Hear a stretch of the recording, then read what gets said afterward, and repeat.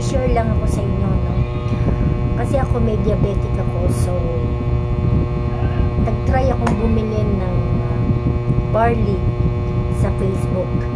Andun pa si Dr. Willie na nagsasalita, although hindi ko naman alam na, at hindi ko rin na-notice na siya yung andon, pero hindi siya yung nagsasalita. Kumbaga ginamit nila yung video ni Doc Willie. So in short, bumili ako ng barley dahil kasi noon nakabili rin ako na yan, and natikman ko na rin at maganda siya sa katawan.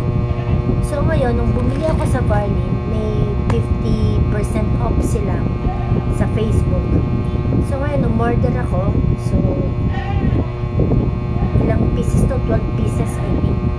So yung iba na itapon ko na kasi nga ito yung nabili ko. Na-check ko na lang siya is Naveta. Dapat pala is Navitas barley crush powder.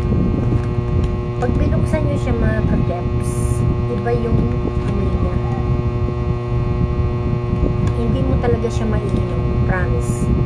Hindi mo rin siya pwedeng inumin dahil napakabaho ng powder.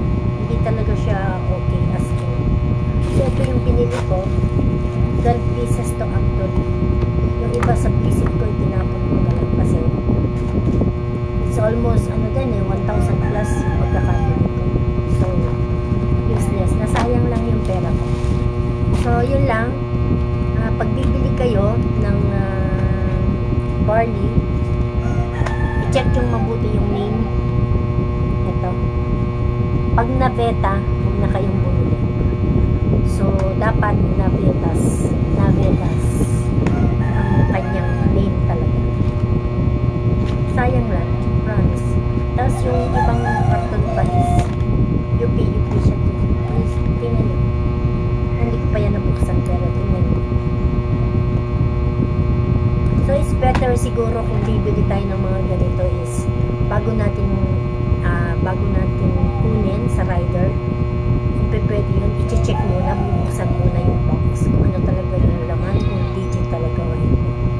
Kasi sayang yung pera. Ang hirap-hirap pa naman dito sa Pilipinas sa totoo lang. So ito,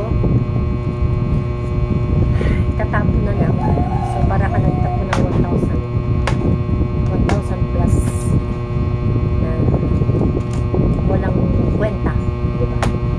So yun lang mga kageps, beware kayo sa mga talagang nagbebenta online, lalo na sa Facebook. Napakaraming scammer, napakaraming disco. Lahat na lang yata ang doon na, pati yung mga insurance, mga kung ano-ano na inaalok nila, mga scam talaga. So yun lang mga kageps. So aware kayo dito. Isa ako sa na-scam, isa ako sa na-fake. Fake talaga ang barley. Hindi ito ang original. Dahil nakainom na ako ng original nito. Iba yung packaging, iba yung lasa niya. Ito, pag timpla mo pa lang, hindi mo na mainom dahil maaamoy mo siya as in ang baho na talaga, promise. So yun lang mga kageps. Be careful sa mga binibili natin online. Learn to my mistake. So yun lang mga kageps. Thank you for watching. Sana makatulong ito sa inyo. Yan siya. Yan ang fake na barley.